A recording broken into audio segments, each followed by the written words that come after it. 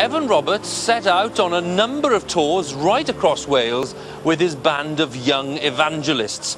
And in December 1904, he preached here at the Tabernacle in Morriston. And you know, from very early on, one of the notable features of Evan Roberts' meetings was the singing of one of his workers, Annie Davis from Maesteg. Annie Davis became famous for her moving renditions of a hymn that's often called the love song of the revival. Dyma gariad fel y moroedd. Here is a love as vast as the ocean. And here to sing it for us is Catherine Jenkins from nearby Neath, whose own recording career is bringing her an equal measure of fame today.